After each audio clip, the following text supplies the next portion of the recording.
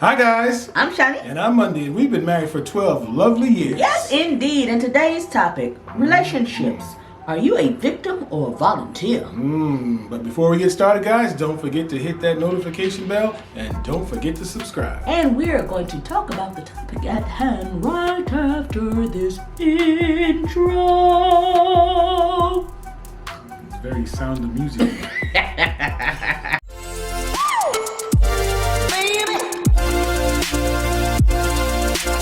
Okay, in a relationship, are you the victim or the volunteer? Adults are only victims in toxic relationships when they do not understand what is happening to them or if they did not see it coming. Now, if you are fully aware of what's happening to you and you decide to stay because you believe they're going to change, look at me in my eyeballs, they are not. You then turn from victim until volunteer. Because you had a choice to leave.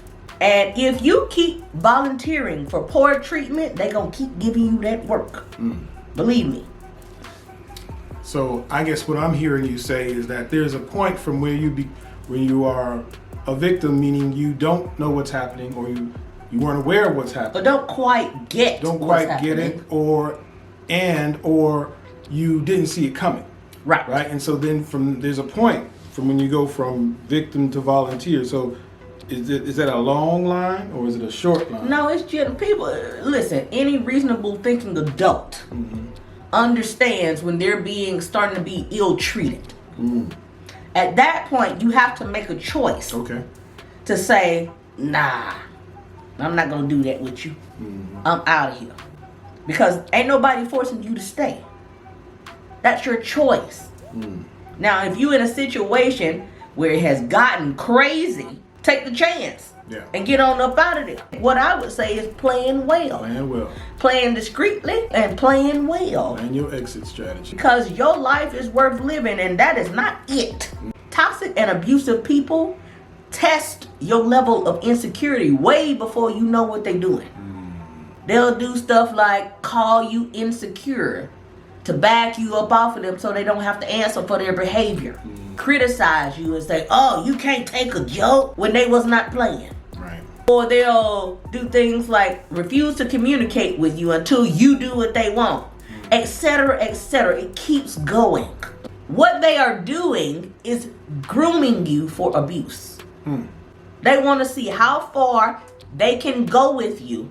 And the more you let them get away with it, the farther they'll go. And I'll add to that. Now, when you see small signs of abuse, verbal, emotional, even physical, that's the time to get out. Yeah. That's the time to really plan your escape. Because if you let them get away with it one time, unchecked, they're going to do it again. Absolutely. They're going to think they can do it over and over and over again. And they're going to become more brave and more brazen. And next thing you know, you're in a physically abusive relationship. It just happens like that. Yeah. Snowball effect. If they start small with it, and it gets bigger and bigger and bigger and bigger, the more they're able to get away with it. Yeah. If you keep ending up in trash relationships, you need to start practicing the two selves. Yeah. Self-love and self-esteem. Because if they were high, you would smell their garbage immediately and put them out on the curb for the trash collectors to pick up. If you're going back to your no good ex, or if you have a partner who's constantly cheating on you, or if you even find yourself in a relationship that's toxic towards you, and you stay, you're no longer the victim. You become the volunteer. Thanks.